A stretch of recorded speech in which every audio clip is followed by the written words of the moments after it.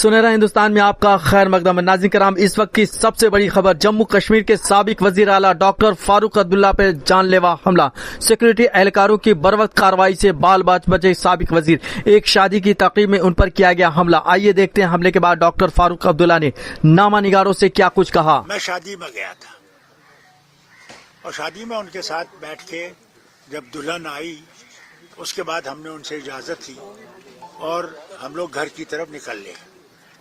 जो ही मैं उस मंडप से बाहर निकला तो मैं चल रहा था, इतने वक्त में मुझे कोई पटाखे की आवाज आई।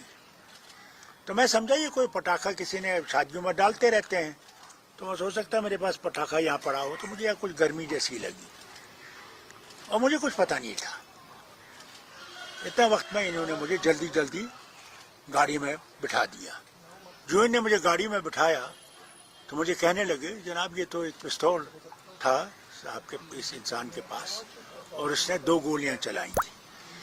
दूसरी गोली में हमारे इनके जो हमारी सिक्योरिटी वाले भी हैं और दूसरे, उन्होंने क्या किया कि एक ने उसको हाथ बाजू से पीछे खींचने की कोशिश की तो उससे वो डिस्टेबलाइज हो गया, तो उसका जो पिस्तौल है वो ऊपर को चला गया। तो इतने वक्त में सिक्योरिटी वाले ने उस पिस्तौल को उसके हाथ को पकड़ लिया तो गोली चल दी थी। मैंने इतना ही सुना। उसके बाद यहाँ आके घर में मुझे कोई भी, न मैं इस आदमी को जानता हूँ न मुझे इस आदमी का कुछ पता है, बिल्कुल नहीं। मुझे क्या पता इसका मकसद क्या था, क्या रंजिश क्या थी, क्योंकि मैंने किसी के साथ बुराई नहीं की है।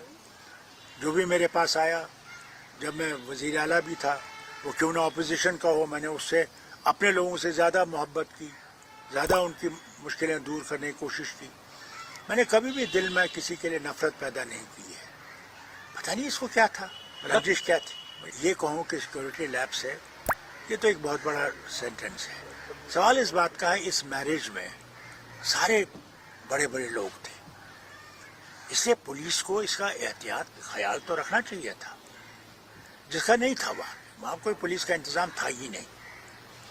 ये तो अल्लाह का शुक्र है कि मेरी सिक्योरिटी मेरे साथ थी और फिर हमारे जो मिनिस्टर साहब थे उनकी थोड़ी सी सिक्योरिटी थी साथ, और हमारी ये MLAs वगैरह थे जिन्होंने उस वक्त हिम्मत की और मैं बच गया।